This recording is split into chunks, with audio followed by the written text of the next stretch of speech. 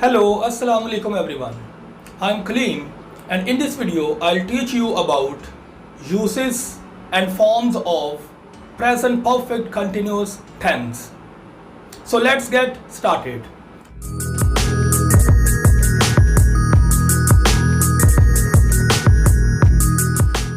First of all, we'll try to discuss the forms of present perfect continuous tense. So as we know, there are three basic forms of a tense, and those are positive, negative and interrogative. फिर इन तीनों से हम एक fourth form भी हासिल करते हैं, इसमें हम इंट्रोगेटिव और नेगेटिव का कॉम्बिनेशन देखते हैं. तो फर्स्ट ऑफ ऑल हम पॉजिटिव फॉर्म को डिस्कस करते हैं. तो हमारे सामने जो पॉजिटिव फॉर्म है उसमें हम सबसे पहले देखते हैं कि सब्जेक्ट आएगा, फिर हम सब्जेक्ट के बाद जो ऑक्सिलियरी वर्ब्स है उनमें हम हैव या हैज़ को अकॉर्डिंग टू द सब्जेक्ट इस्तेमाल करेंगे. जैसा कि मैं पहले भी आपको बता चुका हूँ कि हैव हम आई, यू, वी और दे के साथ इस्तेमाल करते हैं, और इसके साथ साथ अगर यू हैव टू और मोर देन टू पर्सन्स और थिंग्स एज सब्जेक्ट्स तो उस वक्त भी हम हैव का इस्तेमाल करते हैं. और हैज़ को हम ही, शी, इट या फिर किसी एक शख्स या एक चीज़ के साथ इस्तेमाल करते हैं. इसके बाद हमारे सामने बीन का वर्ड आता है, इसका हम इस्तेमाल करेंगे. और फिर हम जो बेस फॉर्म है यानी कि वर्ब की जो फर्स्ट फॉर्म उसके साथ आईएनजी का इजाफा करके एक इंग फॉर्म हासिल करते हैं, उसका इस्तेमाल करते हैं. और फिर आगे हम इस टेंस के अंदर फॉर और सिंस का आम तौर पर इस्तेमाल देखते हैं. तो इस तरह से ये एक बेसिक फॉर्म है इसकी, जो कि पॉजिटिव फॉर्म कहलाती है. इसकी एग्जांपल डिस्कस करने से पहले मैं आपके सामने इसका जो फर्स्ट यूज़ है वो रखता हूँ, और उसकी बुनियाद पर फिर हम इसकी जो मिसाल है उसको भी डिस्कस कर लेंगे. तो इसका फर्स्ट जो यूज़ है वो ज़रा आप देखें. तो हम we use present perfect continuous tense for an action which began at some time in the past and is still continuing. जैसा कि हमने present perfect tense को डिस्कस करते वक्त ये जाना कि उस टेंस के अंदर भी हम past और present का जिक्र देखते हैं, तो इस टेंस के अंदर भी हमें past और present का जिक्र मिलता है. जैसा कि हमने ये फर्स्ट जो इसका यूज देखा, इसके अंदर हमें एक एक्शन past में शुरू होता हुआ दिखाई देता है और वो मौजूदा वक्त तक चल रहा होता है. तो उस सिचुएशन को हम इस टेंस के जरिए बयान करते हैं, और इसकी एग्जांपल हो सकती है they have been staying with us for 3 days now. तो यहाँ पर आप गौर करें कि हमने ये सब्जेक्ट की जगह दे का इस्तेमाल किया. हैव और हैज़ में से हमने दे के लिए हैव को लिया, फिर हमने ये बीन यहाँ पर इस्तेमाल कर लिया, और उसके बाद हमने जो बेस फॉर्म है उसके साथ आईएनजी का इस्तेमाल करते हुए ये स्टेइंग की एक इंग फॉर्म हासिल की. और फिर आगे हमने जो फॉर और सिंस का इस्तेमाल है वो यहाँ पर देखा, फॉर 3 days नाउ. तो फॉर और सिंस का इस्तेमाल हम आम तौर पर जो दो मुख्तलिफ सिचुएशन हैं जहां पर हमें पीरियड ऑफ टाइम और पॉइंट ऑफ टाइम का जिक्र मिलता है, तो उस वक्त हम पीरियड ऑफ टाइम, जिसको हम कहते हैं कि एक वक्त का दौरानिया, उसके लिए फॉर का इस्तेमाल करते हैं. जैसा कि हम कह सकते हैं 2 days यानी कि 2 दिन के लिए. फिर हम इस तरह से कह सकते हैं 2 हफ्तों के लिए, 2 महीनों के लिए, 2 साल के लिए, 2 सदियों के लिए. इस तरह से हम जब ये एक टाइम देखते हैं तो इसको हम पीरियड ऑफ टाइम कहते हैं. तो पीरियड ऑफ टाइम के लिए हम फॉर का इस्तेमाल करेंगे। इसके साथ साथ हमें सिंस का भी इस्तेमाल मिलता है और सिंस को हम पॉइंट ऑफ टाइम के लिए इस्तेमाल करते हैं। और पॉइंट ऑफ टाइम जो है वो हमें नुक्ताए वक्त का इशारा देता है, यानी कि जब कोई काम शुरू हो, जिस वक्त शुरू हो उसका हमें जिक्र मिलता है। जैसे कि हम कह सकते हैं 2 बजे से, तो सुबह से, रात से, 1980 से, 1970 से, तो ये पॉइंट ऑफ टाइम कहलाता है।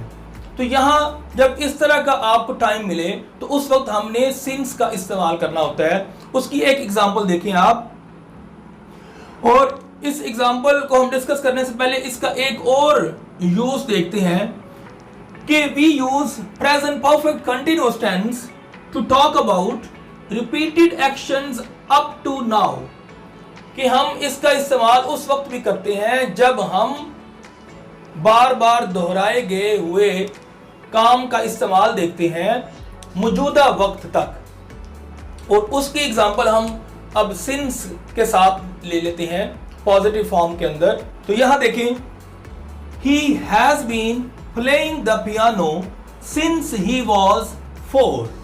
तो यहां पर आप देखें, अब हमने ही का इस्तेमाल किया एज अ सब्जेक्ट, और इसके लिए हमें हैज जो एक हेल्पिंग वर्ब है वो सूटेबल और इसके लिए जो रिक्वायर्ड है वो मिलता है। और उसके बाद फिर हम बीन का इस्तेमाल करते हैं, फिर हम इंग फॉर्म या आईएनजी फॉर्म का इस्तेमाल करते हैं जो कि बेस फॉर्म प्लस आईएनजी लगाने से बनता है।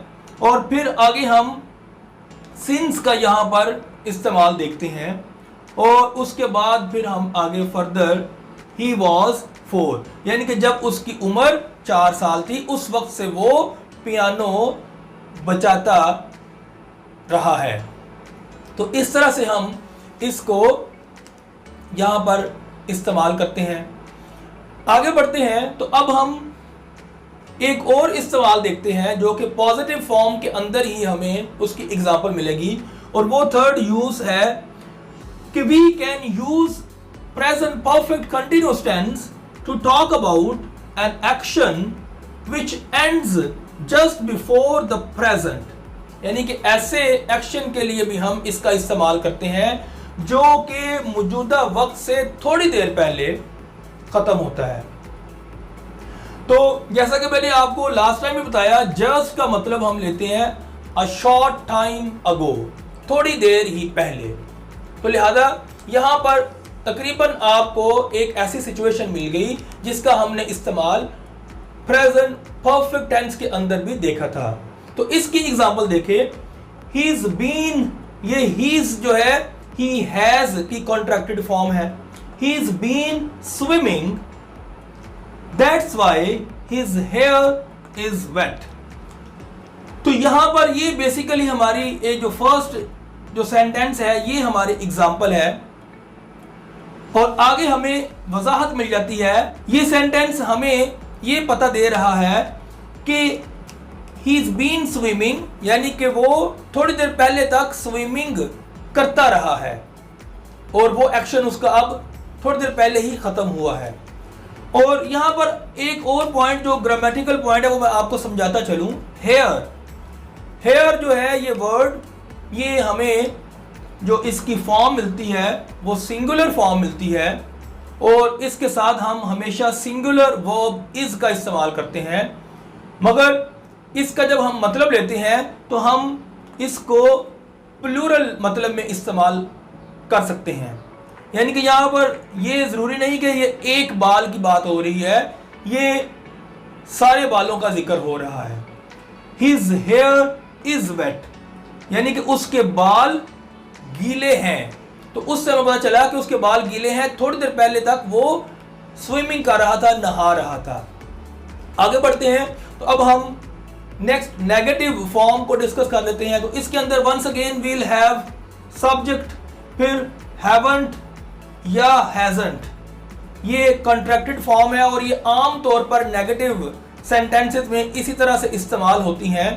ये जो कंट्रैक्टेड फॉर्म्स हैं ये हैव नॉट और हैज नॉट की कंट्रैक्टेड फॉर्म्स हैं।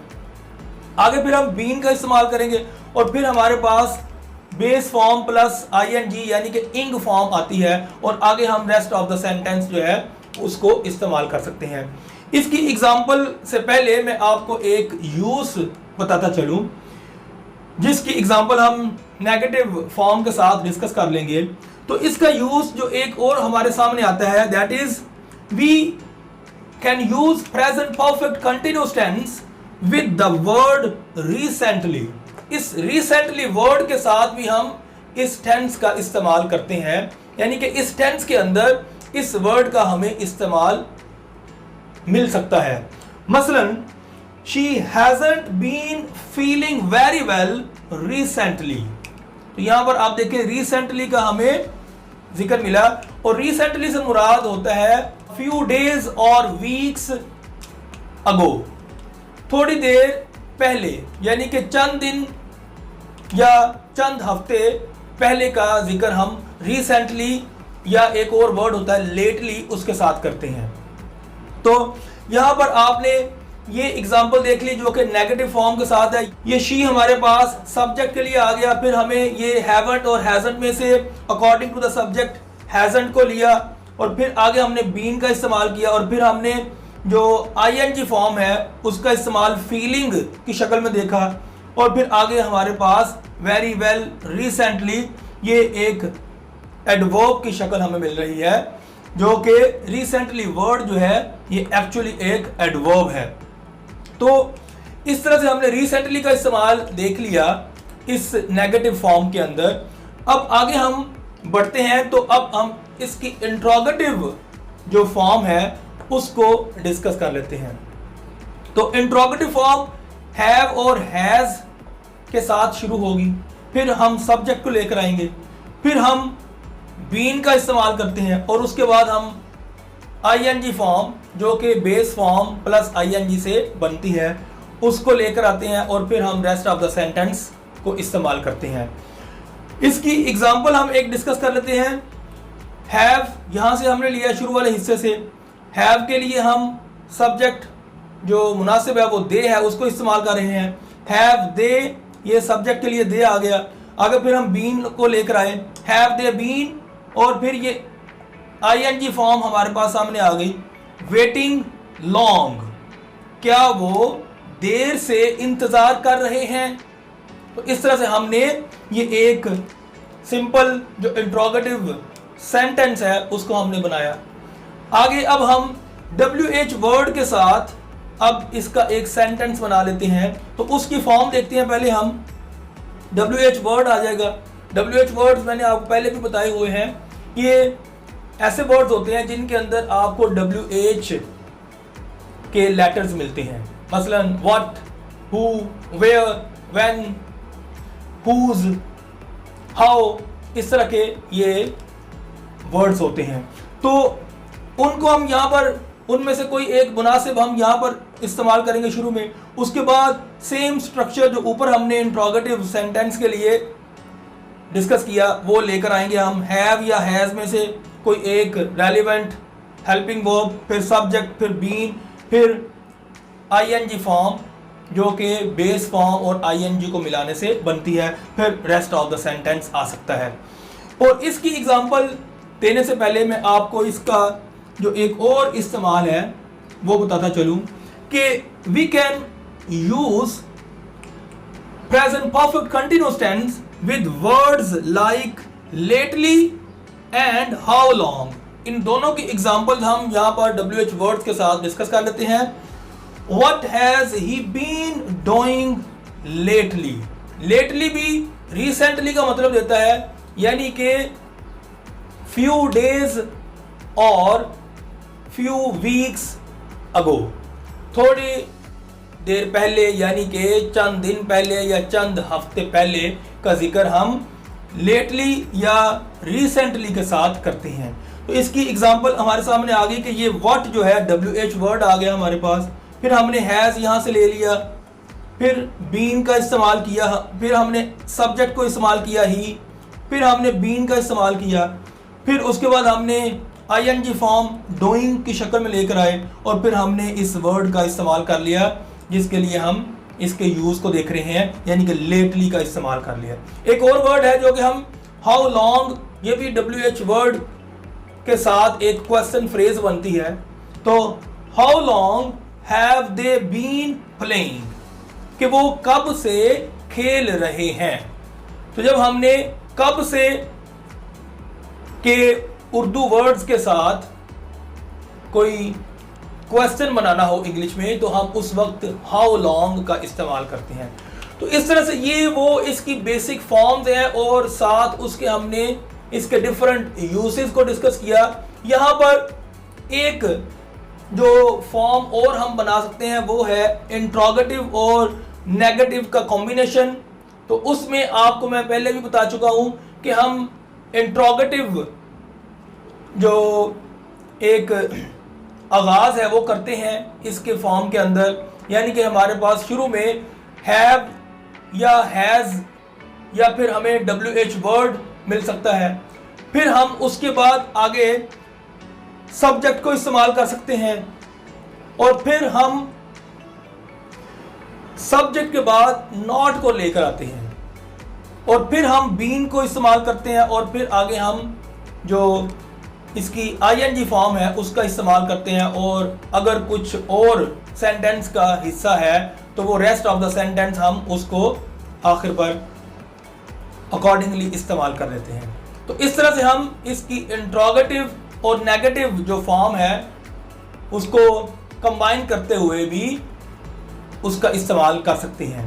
तो मुझे उम्मीद है कि ये जो different important aspects of the present perfect continuous हैं ये आपको याद रहेंगे और आप इनका फ्यूचर में बेहतर इस्तेमाल करेंगे। Thanks for watching my video. Until my next video, bye bye.